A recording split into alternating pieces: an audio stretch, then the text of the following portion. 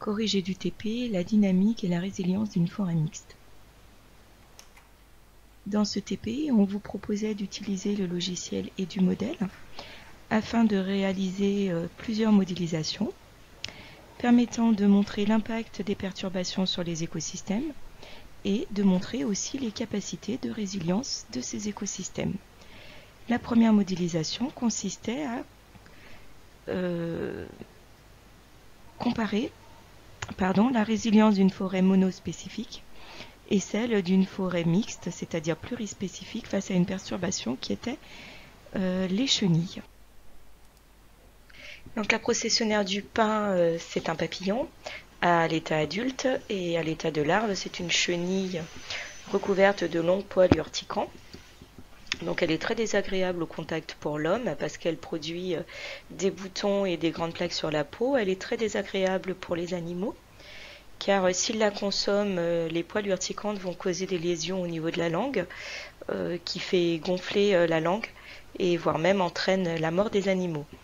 Mais au tout d'abord, cette chenille, elle est essentiellement désagréable pour les pins qu'elle parasite et pour tous les conifères qu'elle parasite puisqu'elle se nourrit des aiguilles du pin, et donc le pin n'ayant plus de feuilles, puisque les aiguilles du pin sont des feuilles, il ne peut plus réaliser la photosynthèse, et à terme, il devient beaucoup plus fragile, il va être beaucoup plus sensible aux événements climatiques, et ça peut conduire à la mort de l'arbre. Donc la première modélisation consistait à modéliser la perturbation liée aux chenilles dans une forêt monospécifique constituée uniquement de pins. Lorsque j'ai fait tourner le premier modèle, le modèle proposé en 50 tours, moi je n'avais plus du tout de pin. Puisque vous voyez, voilà, 50 tours, tout était terminé. Donc il m'a semblé évident qu'il fallait que je modifie le modèle. Mais ça ne vous était pas demandé dans le protocole de manipulation et donc vous n'avez pas pensé à le faire. J'ai enregistré ce modèle pour l'année prochaine, ce qui fait que quand je referai ce TP avec mes élèves de l'année prochaine, ça se passera beaucoup mieux. Comme je vous l'ai déjà dit plusieurs fois, vous étiez mes cobayes de cette année. Ce TP, je ne l'avais jamais fait, je n'avais jamais utilisé du modèle.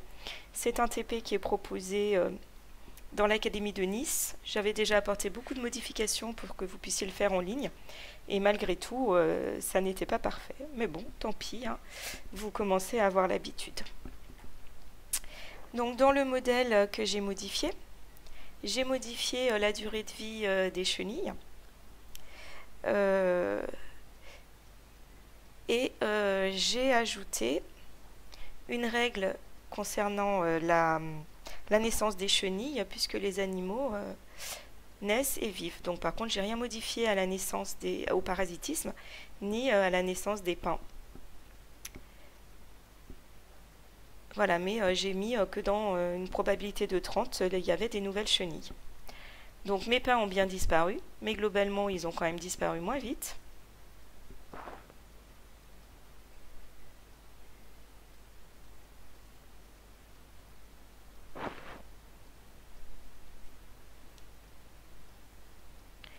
Voilà, donc ce qu'on pouvait conclure de ceci, c'est que dans un écosystème monospécifique, si l'espèce principale est touchée, eh bien, elle va avoir tendance à diminuer en population, voire disparaître. Donc dans mon modèle, comme il y avait une croissance des jeunes pins, malgré tout, eux vont germer et donner naissance à de nouveaux pins, parce que la chenille, elle n'est quand même pas tout le temps présente. Par exemple, en hiver, elle n'est pas active. Et donc, on a quand même un peuplement du milieu qui se maintient la plupart du temps, même si il arrive que la perturbation soit tellement importante que l'espèce ciblée en vienne à disparaître complètement. Quelque chose qui ne vous était pas demandé dans le TP, c'est de mettre en évidence la résilience, puisque là, nos pins ont disparu et globalement, il n'y a pas beaucoup de résilience.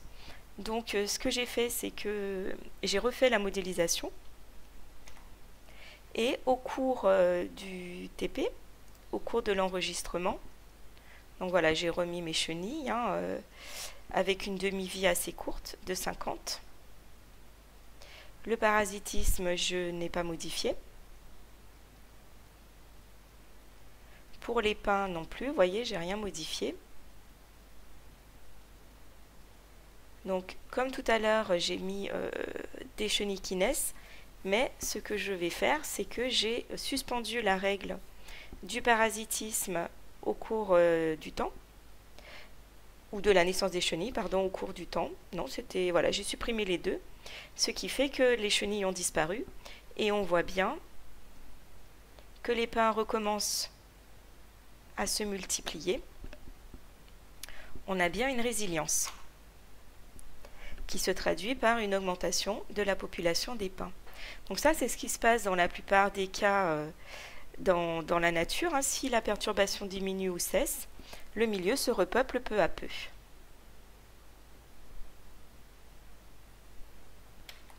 Donc la modélisation 2, c'était la résilience d'une forêt plurispécifique, donc avec des pins et des chênes. On vous disait dans le TP que les ingénieurs écologues proposent la plantation de feuillus dans les pinèdes pour faire barrière aux chenilles, puisque celles-ci ne consomment pas les feuilles des feuillus. Donc par rapport au modèle précédent, on a ajouté un chêne, et on en a mis 10. Et donc on a ajouté aussi une règle pour la naissance des chênes,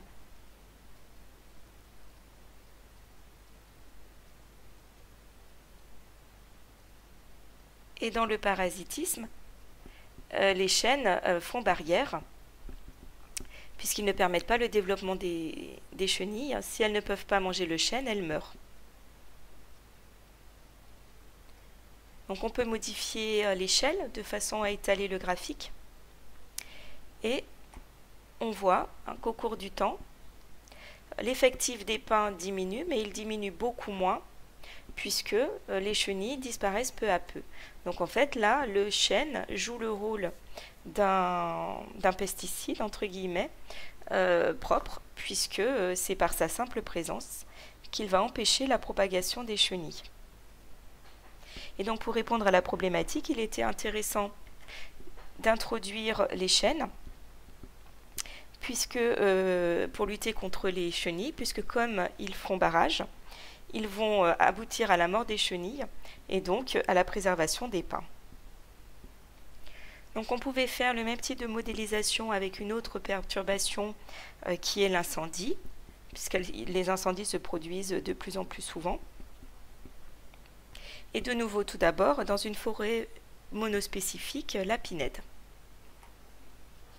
Donc dans la pinède, on a rajouté les flammes. Donc les flammes, elles ont une probabilité de 10% de se déplacer, et j'ai appliqué une demi-vie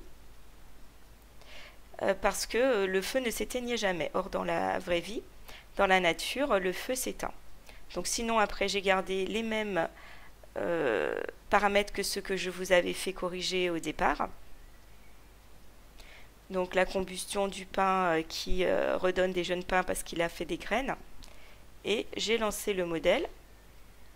Et donc assez rapidement, ma forêt disparaît, mais elle a une capacité de résilience. Et donc les arbres repoussent avant de nouveaux incendies qui vont faire de nouveau disparaître les arbres, mais qui vont repousser. Et par contre, lorsque les perturbations sont trop souvent répétées, l'écosystème perd sa capacité de résilience et tous les arbres disparaissent.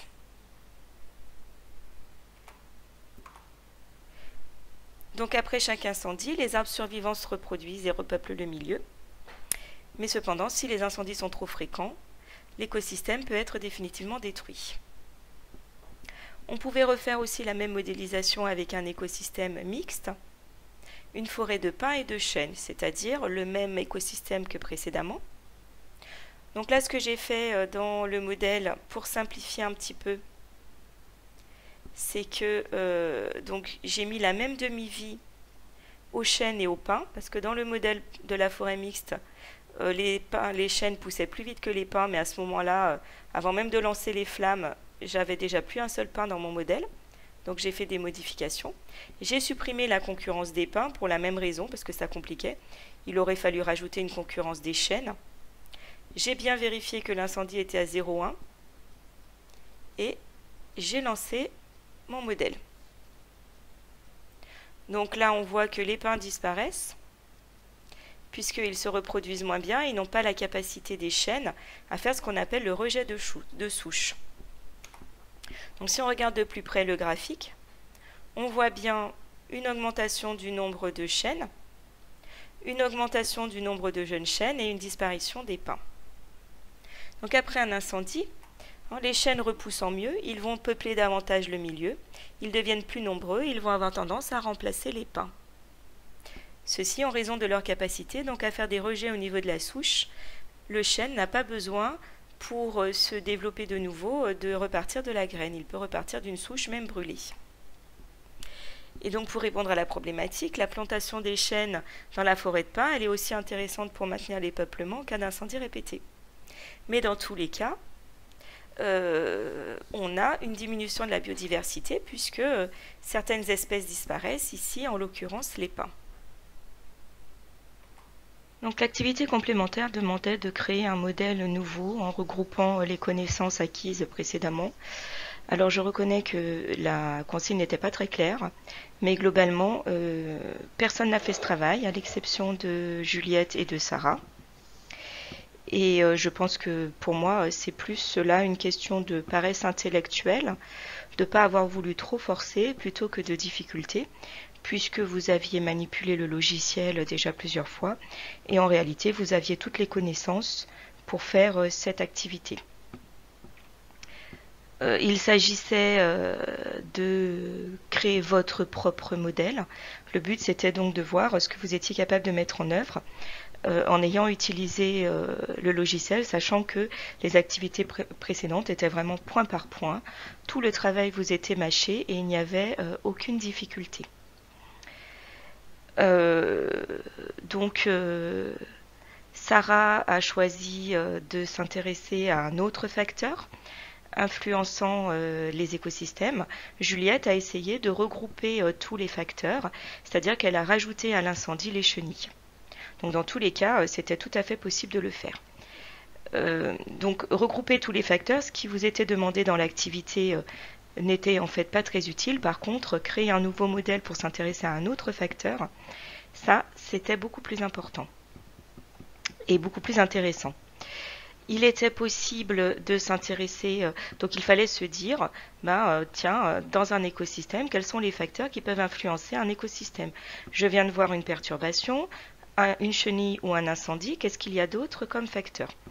Et tout en restant dans la notion de parasitisme ou dans la notion d'incendie, il y avait des idées à trouver.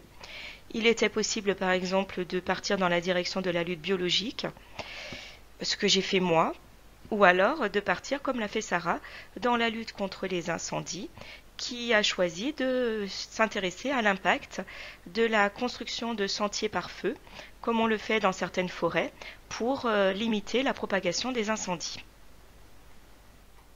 Donc pour modéliser l'impact de la lutte biologique sur la chenille processionnaire du pin, j'ai commencé par aller sur Internet. J'ai tapé dans le moteur de recherche prédateur de la chenille processionnaire et ça m'a proposé deux êtres vivants. Un insecte, le grand calosome, qui se nourrit abondamment des chenilles, c'est le plus grand prédateur de ces chenilles, et la mésange bleue, qui est un des rares oiseaux à pouvoir se nourrir de la chenille alors qu'elle est urticante. J'aurais aimé utiliser le grand calosome dans mon modèle, mais en fait j'ai trouvé peu d'informations sur lui. Il n'est pas élevé, on ne peut pas l'acheter en élevage pour s'en servir en lutte biologique. Donc je me suis rabattue sur la mésange pour laquelle j'avais beaucoup plus d'informations. Donc le modèle que j'ai choisi, j'ai donc rajouté la mésange à la forêt pin chenille du départ. Donc voilà, toujours ma chenille et donc ma mésange.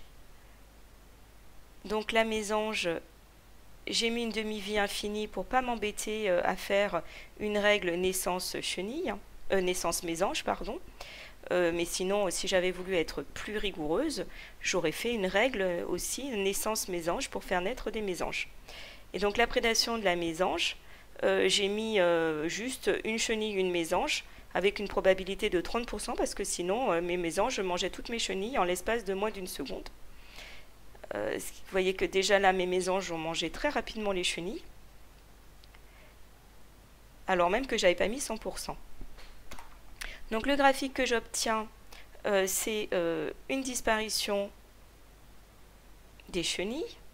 Comme je n'ai pas mis de naissance mésange, leur nombre n'augmente pas, ce qui n'est pas très logique, enfin, en tout cas c'est pas naturel, et une disparition des pins liés aux chenilles, et après l'intervention des mésanges et la disparition des chenilles, une augmentation du nombre de pins, c'est-à-dire un repeuplement du milieu. Donc l'addition d'un prédateur dans mon modèle montre que le nombre de chenilles diminue, le nombre de prédateurs diminue, et donc le nombre d'êtres vivants qui étaient attaqués par ce prédateur augmente. J'ai donc pu conclure que la lutte biologique était un moyen de protection contre les écosystèmes.